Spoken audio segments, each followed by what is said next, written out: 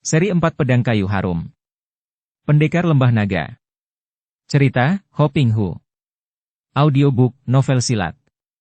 Bab 8.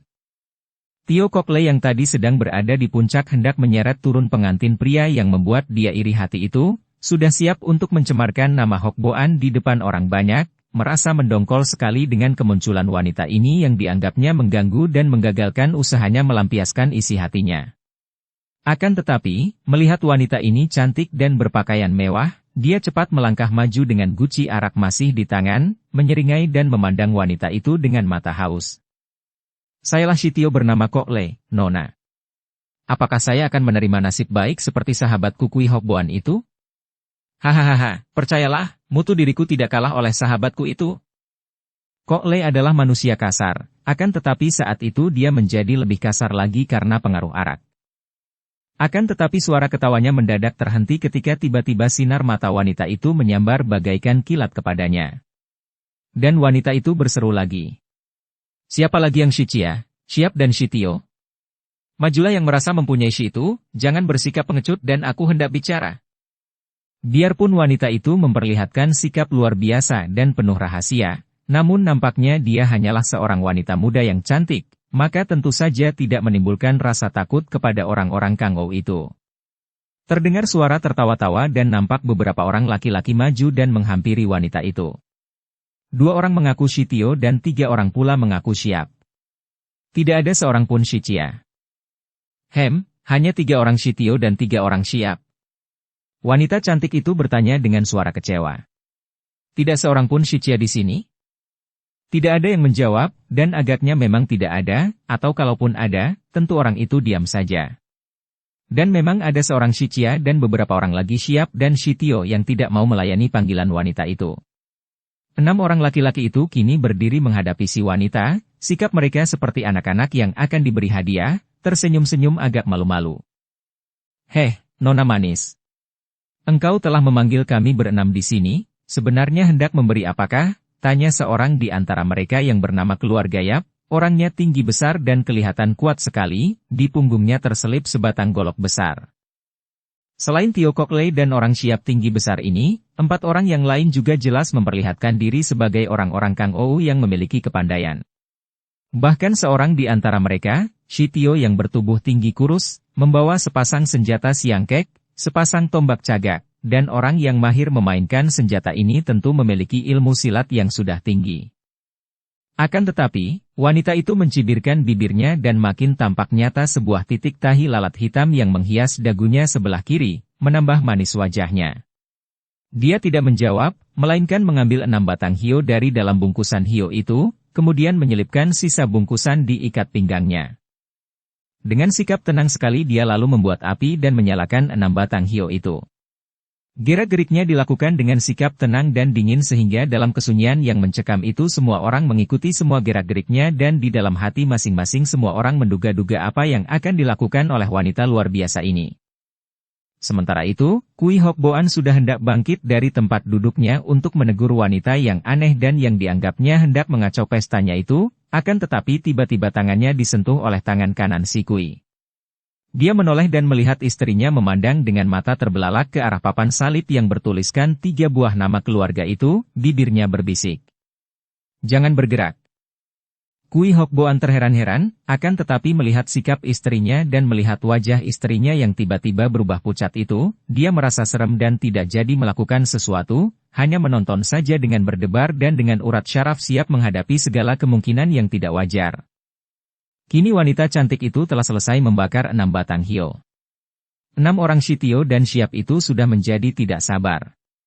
Mereka berdiri seperti anak wayang, menjadi tontonan orang akan tetapi didiamkan saja oleh wanita yang memanggil mereka, seolah-olah wanita itu sama sekali tidak memandang sebelah mata kepada mereka.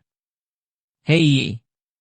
Engkau memanggil kami mau bicara apakah? Bentak orang Siap yang tinggi besar itu, nadanya kehilangan kesabaran dan sudah mulai marah. Nona yang baik, kalau aku akan kau ajak kawin, sebelum sembahyang harus memakai pakaian pengantin dulu. Tio Kok Lei berkelakar dan terdengar suara tertawa di sana-sini karena kelakar ini setidaknya mengurangi ketegangan hati mereka yang penuh dengan dugaan-dugaan. Aku akan menyembahyangi roh yang baru saja meninggalkan badannya. Dalam pesta pernikahan ini kenapa menyebut-nyebut orang mati? Siapa yang akan mati dan siapa yang akan kau sembahyangi? Tanya Tio Kok Lei dengan mulut masih menyeringai dan menganggap ucapan wanita itu sebagai kelakar belaka. Hari ini yang kusembahyangi adalah 6 orang, yaitu 3 orang Shitio dan 3 orang Siap. Semua orang Shichia, Yap dan Tio harus mati. Hei! Tio Kok Lei membentak marah akan tetapi tiba-tiba nampak sinar-sinar api menyambar. Orang Siap yang tinggi besar itu cepat mencabut golok, demikian pula 4 orang lain sudah siap, akan tetapi mereka itu tidak mampu menghindar ketika ada sinar-sinar api meluncur dan menyambar ke arah mereka. Oh! Aduh! Ih! Jerit-jerit mengerikan terdengar susul-menyusul dan 6 orang itu roboh terpelanting, berkelojotan sebentar dan tak bergerak lagi. Mereka itu tewas seketika dengan gagang-gagang hio menancap di ulu hati mereka, menancap sampai dalam sekali, menembus jantung dan yang nampak hanya sebagian hio yang masih terbakar dan mengepulkan asap. Senjata-senjata mereka terlempar ke sana-sini dan guci arak di tangan Tio Kok Lei yang masih dipegangnya erat-erat itu tumpah dan arak wangi berhamburan baunya. Setelah suara berisik dari jerit mereka, jatuhnya senjata-senjata mereka, lalu disusul robohnya tubuh mereka, disusul pula oleh teriakan dari para tamu, kini keadaan menjadi sunyi sekali. Sunyi yang menyeramkan dan semua wajah menjadi pucat, semua mata memandang kepada wanita itu dengan terbelalak dan kebanyakan dari para tamu merasa ngeri dan jerih. Menggunakan hio-hio biting sekaligus membunuh 6 orang yang tidak lemah, hanya dengan sekali serang, benar-benar membayangkan tenaga dan kepandaian seperti iblis. Dan wanita cantik itu sama sekali tidak pernah berkedip menyaksikan hasil perbuatannya yang mengerikan. Dia hanya mencibirkan bibirnya dan memandang ketika 6 orang itu berkelojotan dan mati, kemudian dengan tenangnya dia menyimpan salib yang bertuliskan nama Shi 3 macam itu, diselipkannya di punggung dengan terbalik sehingga huruf-huruf itu tidak nampak. Tentu saja kawan-kawan dari 6 orang yang dibunuh secara mengerikan itu menjadi marah. Mereka meloncat dan mencabut senjata mereka. Ada 8 orang laki-laki yang meloncat dan menerjang wanita cantik itu dengan senjata mereka. Siluman betina! Bunuh iblis keji ini! Mereka menyerbu dengan senjata pedang, golok dan sebagainya. Akan tetapi wanita itu dengan bibir masih tetap mencibir, bersikap tenang saja membiarkan mereka menerjangnya. Ketika mereka sudah datang dekat, tiba-tiba tangan kanannya yang sudah mengeluarkan sehelai sabuk merah itu bergerak dan nampak sinar bergulung-gulung menyambar ke sekeliling tubuhnya. Terdengar bunyi ledakan-ledakan seperti pecut, 8 kali dan 8 orang itu terhuyung ke belakang, senjata mereka terlepas dan mereka mengadu-adu, memegangi lengan tangan yang tersambar sinar merah itu, bahkan ada yang terbanting roboh dan ada pula yang lengannya berdarah, ada yang lepas sambungan tulang siku atau pergelangan tangan. 8 orang itu mundur semua dan memandang dengan mata terbelalak. Wanita itu kini tersenyum mengejek. Senyumnya dimaksudkan untuk mengejek, akan tetapi tahi lalat hitam di dagu itu benar-benar membuat dia nampak manis sekali ketika tersenyum, sungguh pun senyum itu dibuat-buat untuk mengejek. Untung bahwa kalian bukan orang-orang Shichia, Yap atau Tio, sehingga tidak perlu aku membunuh kalian. Setelah berkata demikian, dengan langkah ringan dia lalu melangkah ke depan, hendak menghampiri sepasang mempelai. Omitohut, dari mana datangnya wanita yang begini kejam? Seruan itu keluar dari mulut Lan Kong Huesio dan kakek pendeta besar bermuka hitam tokoh Go Bipai itu sudah berdiri menghadang di depan wanita itu. Lan Kong Huesio adalah seorang tokoh Go Bipai dan sebagai Huesio, juga seorang ahli silat tingkat tinggi, tentu saja dia menentang segala bentuk kejahatan dan kekejaman. Apalagi melihat wanita yang seperti iblis ini agaknya mengancam keselamatan sepasang mempelai. Melihat Huesio tinggi besar itu menghadang dan menggerakkan ujung lengan baju yang menyambar dahsyat ke arah pinggangnya, ujung lengan baju yang dapat dipergunakan untuk menotok sehingga serangan itu dahsyat dan hebat bukan main, wanita itu mengeluarkan seruan marah dan ujung sabuk merahnya menyambar ke depan. Prak! Sabuk merah itu membalik keras, akan tetapi ujung lengan baju Lan Kong Huesio juga pecah-pecah. Huesio tinggi besar itu terkejut bukan main. Kiranya wanita yang masih amat muda ini telah memiliki tingkat tenaga sinkang yang amat hebat, dan ujung sabuk itu merupakan senjata maut. Kalau tadi wanita itu menghendaki, tentu 8 orang itu sudah menjadi mayat semua. Akan tetapi, sebagai seorang tokoh besar, yang tentu saja tidak mau mendiamkan pihak yang jahat merajalela, Lan Kong Huesio kembali menubruk ke depan. Sekali ini dia menggunakan jurus pukulan tangan kosong yang amat lihai dari Go Bi Pai, yang bernama jurus Yang Liong Pai Hut, sepasang naga memuja Buddha. Kedua tangannya menyambar dari luar, dari kanan kiri dan menyambarlah angin dari dua jurusan yang amat dahsyat. Gerakan ini membuat dua buah ujung lengan baju yang panjang itu seperti dua ekor ular menotok ke arah leher dan pinggang, atas dan bawah dengan kecepatan yang sukar diduga mana lebih dulu. Plak-plak. Ai! Wanita itu berhasil menangkis dua serangan itu dan meloncat ke belakang sambil melengking. Lo Suhu adalah seorang tokoh Go Bi Pai yang berjubah pendeta. Mengapa begitu kejam untuk menggunakan jurus Yang Liong Pai Hut untuk membunuh orang? Ketika tertangkis tadi, Lan Kong Huisio merasakan betapa kedua lengannya tergetar. Dia kaget bukan main, apalagi ketika mendengar ucapan itu. Gadis muda ini mengenal ilmu silatnya. Padahal, jurus itu merupakan jurus simpanan dan hanya dikenal oleh tokoh-tokoh Go Bi Pai yang sudah tinggi ilmunya. Seorang murid dengan tingkatan seperti Kui Hok Boan itu pun tentu belum dapat mengenalnya. Dan melihat betapa wanita itu dapat menangkis dengan tepat, dia tidak akan heran kalau wanita itu bukan hanya mengenal melainkan juga dapat memainkan jurus itu. Akan tetapi, mendengar teguran itu, Lan Kong Huisio menjadi makin penasaran. Omitohut, gadis muda yang kejam, engkau sendiri tanpa sebab membunuh 6 orang yang tak berdosa, sekarang berani menegur pinceng yang hendak menentang kejahatanmu? Sementara itu, para tamu sudah bangkit semua dan kini mengurung gadis itu sambil meraba gagang senjata masing-masing. Jumlah tamu ada kurang lebih 200 orang dan mereka kelihatan sudah marah semua, baik golongan putih maupun golongan hitam karena di antara mereka tidak ada yang mengenal wanita muda ini. Mereka itu, kedua golongan yang biasanya saling bertentangan, sekali ini mempunyai niat yang sama, yaitu menentang wanita yang telah mengganggu kesenangan mereka berpesta. Lo Suhu, aku bukan orang gila yang membunuh orang tanpa sebab. Urusanku dengan semua orang Shichia, Yap dan Tio adalah merupakan urusan pribadi, merupakan permusuhan dan dendam turun-menurun yang seluas bumi, sedalam lautan dan setinggi langit. Apakah engkau hendak mencampuri urusan pribadi? Mendengar ini, Huisio itu tercengang. Dia menjadi ragu-ragu dan berkali-kali mengucapkan kata-kata Omitohut, Omitohut, untuk memohon kekuatan batin dari Sang Buddha yang dipujanya. Sementara itu, para tamu berbeda pendapat dengan Lan Kong Huisio. Mereka tidak ragu-ragu lagi dan mereka mulai berteriak-teriak.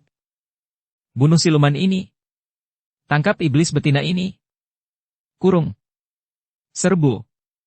Akan tetapi tiba-tiba wanita itu mengangkat kedua tangannya dan terdengarlah bunyi ledakan keras bertubi-tubi 4 kali dan terdengar suara berisik dari banyak sekali orang di 4 penjuru mengurung gedung besar tempat pesta itu. Semua orang terkejut dan menengok keluar dan nampaklah banyak sekali prajurit berpakaian seragam dan bersikap gagah telah mengurung tempat itu dengan rapat seperti tembok benteng yang kokoh kuat. Kalian adalah orang-orang yang telah memasuki wilayah yang mulia Sri Baginda Raja Sabutai tanpa izin, dan kini masih ingin berlaga? Tempat ini telah dikepung oleh 300 orang prajurit-prajurit Sri Baginda, dan kalian masih hendak mengurung aku? Aku adalah utusan Sri Baginda, hayo kalian semua mundur. Ataukah kalian ingin dibasmi semua sebagai pelanggar-pelanggar wilayah kami? Semua orang terkejut. Tentu saja mereka telah mendengar akan Raja Liar yang pernah menggemparkan Tionggoan dengan serbuan-serbuannya itu, baca cerita Dewi Maut. Kiranya wanita ini adalah utusan raja itu untuk membasmi mereka. Para tamu yang berhati kecil menjadi panik, akan tetapi tiba-tiba si Kui bangkit berdiri, mengangkat tangan kanannya ke atas dan berkata dengan suaranya. Cui, sekalian, silakan duduk kembali dan harap tenang. Cui adalah tamu-tamu kami dan kalau ada sesuatu, kamilah yang bertanggung jawab karena kedatangan Cui adalah atas undangan kami. Kui Hok Boan terkejut dan kagum menyaksikan keberanian istrinya. Dia sendiri sudah gemetar saking jerihnya menyaksikan kelihayan wanita itu yang dapat menandingi susioknya dan yang telah membunuh 6 orang secara demikian mudah dan mengerikan. Tentu saja dia tidak pernah menyangka, karena memang istrinya belum pernah bercerita kepadanya, betapa istrinya itu pernah membantu Suhu dan Subonya yang menjadi kaki tangan Raja Sabutai. Karena itu, si Kui mengenal Raja Liar itu, juga, melihat 3 huruf yang menjadi nama keturunan 3 orang itu, si Kui segera mengerti siapa yang dimaksudkan dengan 3 huruf Shi itu. Maka, dia berani bertindak menenangkan semua tamu dan hendak menghadapi sendiri wanita yang mengaku utusan Raja Sabutai. Kini wanita cantik itu sudah melangkah maju, berhadapan dengan si Kui. Pengantin wanita ini segera menjura dan membungkuk rendah sambil berkata, "Kami tidak tahu akan kunjungan utusan Sri Baginda Sabutai yang terhormat, maka tidak cepat-cepat menyambut. Harap sudi memaafkan kami." Wanita itu tersenyum, dan kini senyumnya ramah sekali, membuat wajahnya nampak makin manis saja. Dia bertepuk tangan 3 kali dan dari luar masuklah seorang prajurit Mongol yang tinggi besar memanggul sebuah peti hitam berukir indah. Atas isyarat wanita utusan Raja Sabutai itu, prajurit ini menurunkan peti di depan kaki sepasang mempelai, lalu mundur lagi dan keluar setelah memberi hormat dengan berlutut sebelah kaki. Wanita itu berkata lagi, "Liongko Unio, kami diutus oleh Sri Baginda Raja Sabutai untuk menyampaikan ucapan selamat beliau dan mengirimkan hadiah untuk sepasang mempelai, harap diterima dengan baik." Dia menuding ke arah peti itu. Wajah di balik tirai pengantin itu berseri saking girangnya. Sungguh tidak pernah disangka oleh si Kui bahwa Raja Sabutai masih ingat kepadanya, bahkan masih ingat untuk mengirim hadiah pernikahan. Hal ini selain menggirangkan hatinya, juga mengejutkan karena menjadi bukti bahwa daerah yang ditempatinya bersama suaminya ini bukanlah daerah bebas, melainkan milik Raja Sabutai dan bahwa raja itu agaknya tahu akan segala gerak-geriknya di Lembah Naga dan Padang Bangkai. Dia cepat memberi hormat. "Sungguh mulia sekali Sri Baginda. Harap sampaikan permohonan ampun dari kami berdua bahwa kami tidak berani mengundang Sri Baginda. Maka harap saja Nona yang menjadi utusan beliau suka duduk sebagai tamu agung kami." Akan tetapi wanita itu menggeleng kepala dan mengibaskan tangannya. "Tugas saya hanyalah menyampaikan selamat dan hadiah ini. Selain itu, juga kami diutus menyampaikan pesan Sri Baginda kepada Liongko Unio dan Kui Sicu." Sepasang mempelai itu saling pandang dengan hati berdebar tegang akan tetapi mereka sudah mendengarkan lagi suara wanita itu. Tadinya, Sri Baginda sudah akan turun tangan melihat Padang Bangkai ditempati orang tanpa perkenan beliau. Kalau Liongko Unio memang dianggap orang sendiri dan boleh saja mendiami istana yang kosong itu. Akan tetapi kemudian Kui Sicu muncul dan melihat usaha Kui Sicu memajukan Padang Bangkai, maka Sri Baginda memberi ampun, apalagi setelah beliau mendengar bahwa Kui Sicu hendak menikah dengan Liongko Unio. Maka beliau malah memberi ucapan selamat dan hadiah, dengan pesan agar Jiwie dapat hidup bahagia di sini dan selalu ingat bahwa daerah ini termasuk daerah kekuasaan Sri Baginda dan sewaktu-waktu kalau diperlukan agar Jiwie suka menyerahkan dengan baik-baik kepada Sri Baginda. Si Kui lalu memegang tangan suaminya dan menariknya sehingga mereka berdua berlutut.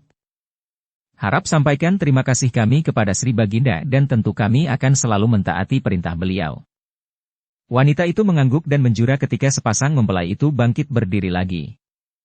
"Nah, tugasku sudah selesai, saya mohon diri, Kui Sicu dan Liongko Unio." Tanpa menanti jawaban dia lalu membalikkan tubuhnya dan melangkah meninggalkan sepasang mempelai itu menuju keluar. Ketika tiba di tengah-tengah ruangan, dia berhenti, memandang sekeliling di antara tamu-tamu dan berkata, suaranya nyaring seperti tadi, penuh tantangan dan ancaman. "Kalau Cui sebagai orang-orang Kang Ou di selatan masih merasa penasaran, dengarlah bahwa aku adalah Kim Hong Liunio. Katakan kepada semua orang Shichia, Yap dan Tio bahwa mereka harus menjaga kepala mereka baik-baik, karena akan tiba saatnya Kim Hong Liunio akan datang mengambil kepala mereka sampai di dunia ini tidak ada lagi keturunan Shichia, Yap, dan Tio." Setelah berkata demikian, wanita cantik yang mengaku bernama Kim Hong Liunio itu melangkah pergi, diikuti oleh pandang mata semua tamu sampai akhirnya dia lenyap di tengah-tengah pasukan Mongol yang berbaris pergi. Kini sibuklah Kui Hok Boan menyuruh anak buahnya untuk menyingkirkan mayat-mayat itu, membersihkan tempat pesta dan melanjutkan pesta. Akan tetapi, suasana pesta sudah berubah dan para tamu tidak dapat bergembira lagi. Mereka semua menjadi tegang karena secara tak terduga-duga, di utara muncul seorang wanita yang demikian lihai, seorang wanita yang tidak saja memiliki tingkat kepandaian yang tinggi, akan tetapi bahkan juga menjadi utusan dari Raja Sabutai sehingga tentu saja kedudukan wanita itu amat kuat. Wanita itu telah memperlihatkan kepandaian di depan hidung mereka tanpa mereka mampu menentangnya, karena wanita itu dilindungi oleh ratusan orang prajurit Mongol. Hal ini merupakan pukulan bagi orang-orang Kang Ou ini, baik golongan putih maupun hitam sehingga suasana pesta tidak lagi gembira. Bahkan sebelum pesta selesai, sudah banyak yang berpamit kepada sepasang mempelai dan sebelum lewat hari itu, semua tamu telah meninggalkan padang bangkai.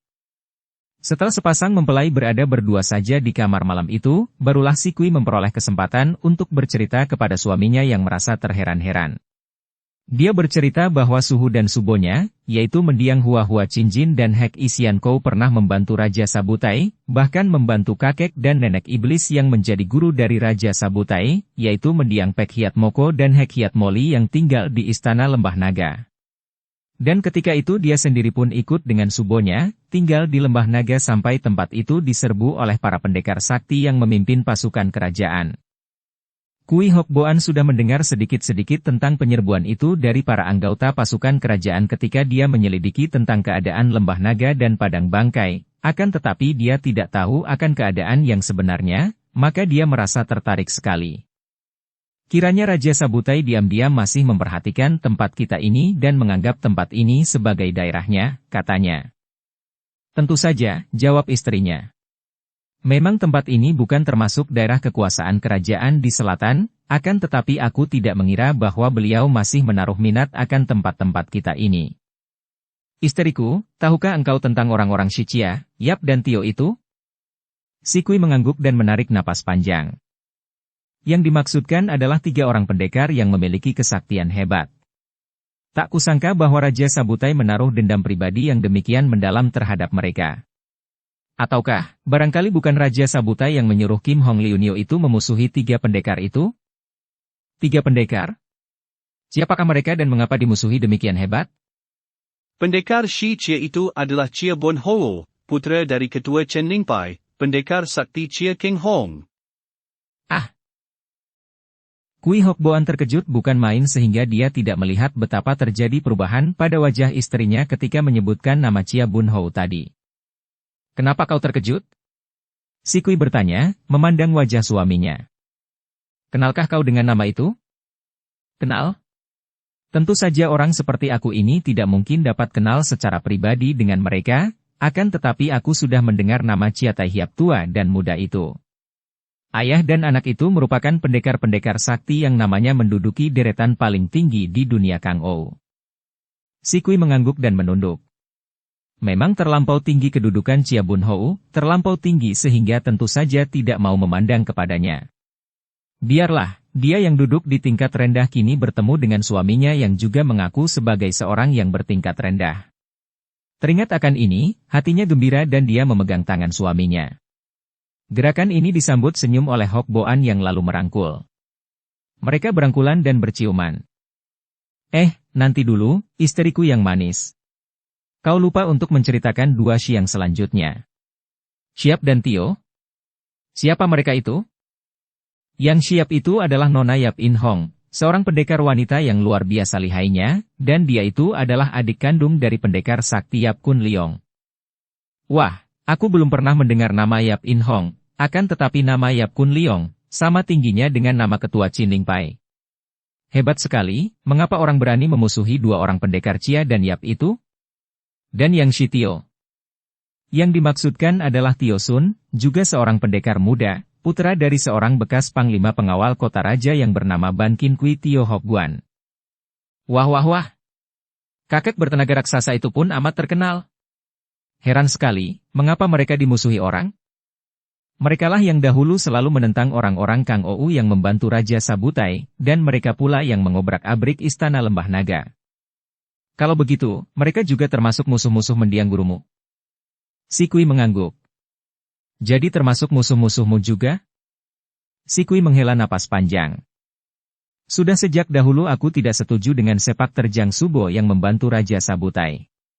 Aku tidak memusuhi mereka, karena aku tahu bahwa para pendekar itu adalah patriot-patriot sejati, orang-orang gagah yang berani di pihak yang benar. Ah, syukurlah, istriku. Kalau engkau juga memusuhi mereka, sungguh berbahaya sekali. Akan tetapi, membantu mereka pun berbahaya. Wanita itu tadi sungguh amat lihai dan mengerikan. Engkau yang pernah mengenal para pembantu Raja Sabutai, mengapa tidak mengenal dia? Entah, beberapa tahun yang lalu dia tidak ada, mungkin belum menjadi kaki tangan Raja Sabutai. Mungkin dia seorang pembantu baru. Bahkan nama Kim Hong Liunio pun baru sekarang aku mendengarnya. Suami istri pengantin baru ini lalu membicarakan soal mereka dan biarpun siang tadi terjadi hal yang amat menegangkan, namun penumpahan rasa cinta mereka pada malam pertama sebagai pengantin baru itu membuat mereka melupakan segala hal yang buruk dan mengkhawatirkan. Mereka saling mencinta, dan ini sudah cukup bagi mereka, cukup kuat untuk menghadapi segala bahaya bersama-sama, sehidup semati, senasib sependeritaan. Kedua orang itu menemukan kebahagiaan mulai malam itu. Bahkan Kui Hok Boan yang benar-benar mencinta si Kui, merasa menyesal kalau dia teringat akan segala petualangan dan perbuatannya di masa lalu, dan berjanji kepada dirinya sendiri untuk menjadi suami yang mencinta dan baik dari istrinya. Manusia selalu berubah. Tidak ada kedukaan yang abadi seperti juga tidak ada kesenangan yang kekal. Juga manusia tidak selalu baik atau selalu jahat, dalam diri manusia terdapat unsur kebaikan dan unsur kejahatan ini. Sekali waktu kejahatannya menonjol, ada kalanya kebaikannya nampak. Mengapa demikian?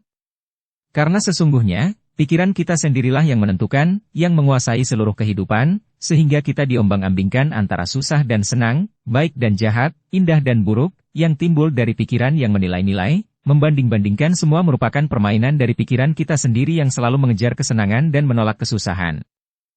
Karena perbandingan dan penilaian ini, maka terciptalah sifat-sifat kebaikan, susah senang, baik jahat, dan sebagainya. Dan sifat-sifat kebaikan inilah yang menimbulkan adanya kebaikan tunggal, kebalikan abadi yang menguasai dan menyengsarakan kehidupan, yaitu kebalikan antara cinta dan benci. Dukung channel Novel Silat dengan subscribe, follow, like, komen dan share.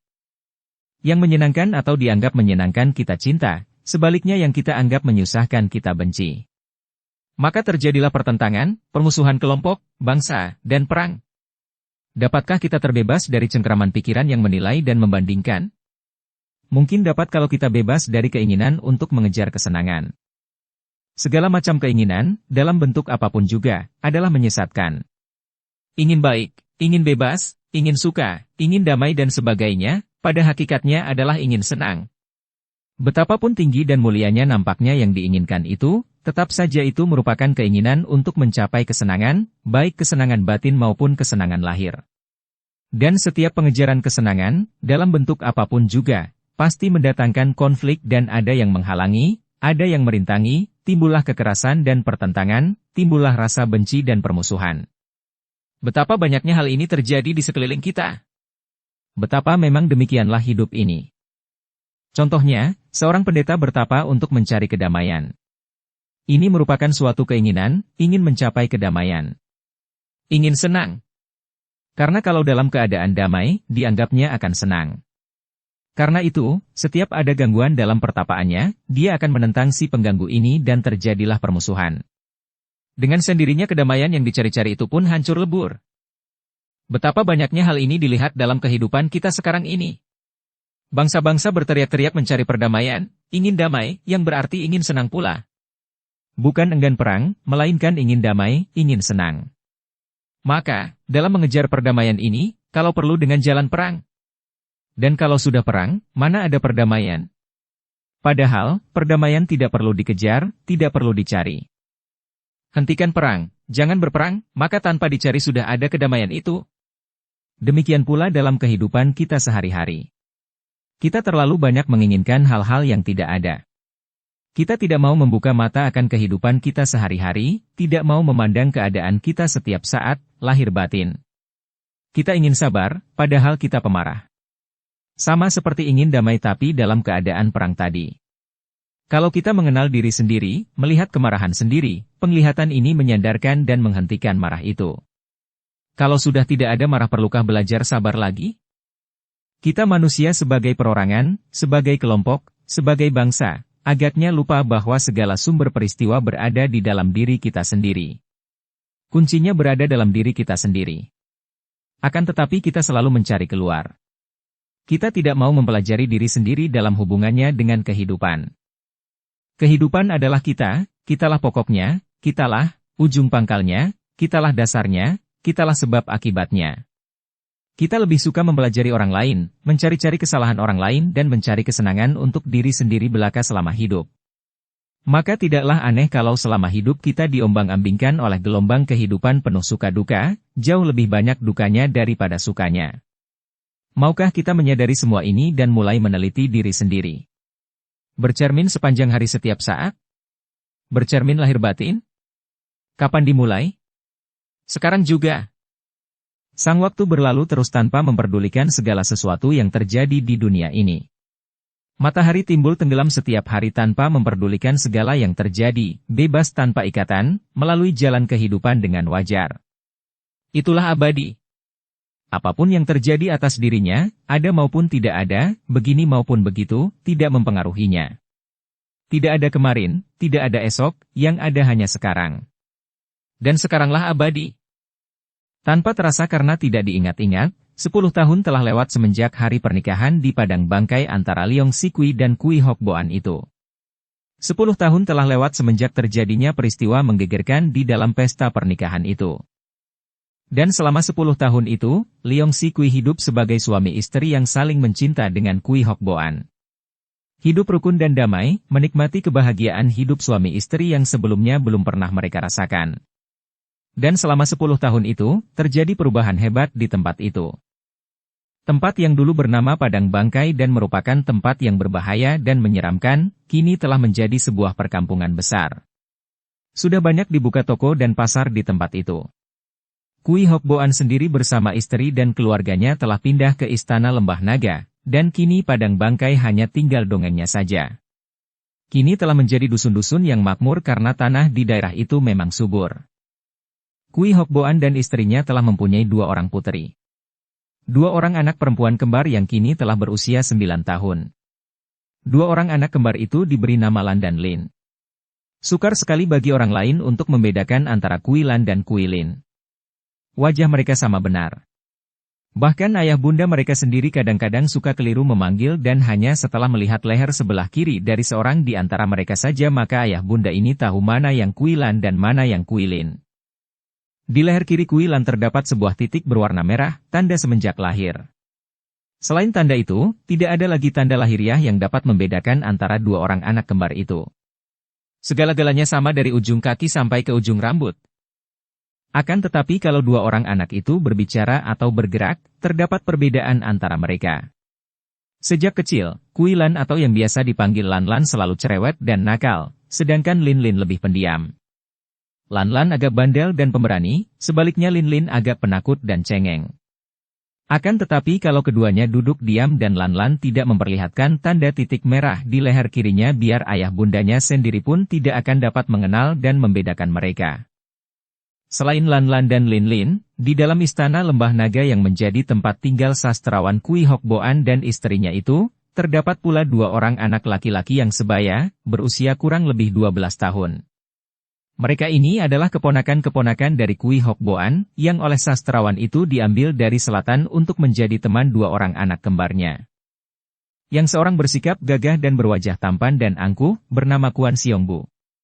Anak ini memang tampan dan biarpun usianya baru 12 tahun, namun dalam segala hal dia meniru pamannya sehingga seperti juga pamannya, dia selalu berpakaian bersih dan rapi, rambutnya disisir rapi pula, muka, leher dan tangannya tidak pernah kotor.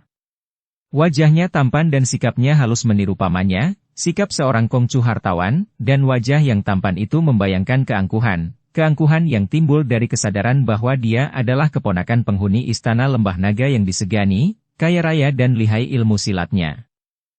Sedangkan anak kedua sungguh jauh bedanya dengan Kuan Siongbu. Anak ini juga keponakan dari Kui Hok Boan, akan tetapi biarpun wajahnya juga tidak buruk, bahkan boleh dibilang tampan, namun wajahnya bulat dengan sepasang pipi yang gendut, matanya lebar penuh kejujuran, mulutnya selalu menyeringai lucu, tersenyum bukan untuk melucu, akan tetapi memang wajahnya mempunyai garis-garis yang lucu. Tubuhnya juga kegemuk-gemukan sehingga cocok benar dengan wajahnya yang bulat dan bundar itu. Anak ini bernama Te Beng Sin, seorang anak yang tidak bisa membohong dan terlalu jujur sehingga menyenangkan hati siapapun juga yang berhadapan dengan dia. Sejak berusia 5 tahun, Kuan Siongbu dan Te Beng Sin dibawa oleh paman mereka ke istana Lembah Naga, menjadi teman bermain Lan Lan dan Lin Lin. Karena suaminya amat mencinta dua orang keponakan itu, dan karena dia sendiri pun tidak mempunyai anak laki-laki dari suaminya, maka si Kui juga menyayang mereka. Tentu saja si Kui sama sekali tidak pernah menduga bahwa kedua anak laki-laki itu sebetulnya sama sekali bukan keponakan dari Kui Hokboan, melainkan anak-anak kandungnya sendiri. Seperti diketahui, Kui Hokboan di waktu mudanya adalah seorang petualang asmara, seorang yang gila perempuan dan entah sudah berapa ratus orang wanita yang dirayunya dan dijatuhkannya, menjadi kekasihnya. Baik wanita itu sudah bersuami, janda maupun perawan, jarang ada yang dapat bertahan terhadap rayuan petualang asmara ini. Dan tidak dapat dihindarkan lagi, di antara wanita-wanita yang telah dijatuhkannya itu, ada pula yang mengandung dan melahirkan anak keturunannya. Kuan Siokbu adalah anak keturunannya sendiri dari seorang janda bernama Kuan Xianli, dan Te Bengsin adalah anak keturunannya dari seorang gadis yatim piatu bernama Te Cuihua yang kini telah menjadi seorang niko. Tentu saja Kui Hokboan tidak berani mengakui mereka sebagai putra-putranya sendiri, maka dia memakai shi dari ibu anak masing-masing ketika dia mengajak Xiongbu dan Bengsin ke Lembah Naga. Dan bagaimanakah dengan keadaan Xin Liong? Anak dari si Kui yang semenjak lahirnya dipelihara oleh monyet betina. Kini Xin Liong sudah besar pula, sudah berusia kurang lebih 12 tahun. Tubuhnya tegap dan kuat karena anak ini semenjak kecil seringkali bergaul dengan monyet-monyet, berloncatan dari pohon ke pohon. Ketika anak itu sudah berusia 5 tahun, Kui Hokboan mendesak kepada istrinya agar Xin Liong tidak lagi diperkenankan untuk hidup liar di hutan-hutan bersama para monyet. Anak itu bukan monyet, melainkan manusia, kata sastrawan ini. Dan dia adalah anak angkat kita, maka sudah sepatutnya dididik menjadi calon manusia yang baik. Setidaknya, dia harus diajar baca tulis agar kelak menjadi manusia yang berguna. Si Kui yang masih merasa yakin bahwa anak itu adalah anak kandungnya, melihat betapa wajah anak itu mirip dengan pendekar sakti Chia Bun Hou, tidak membantah. Memang dia setuju dengan pendapat suaminya.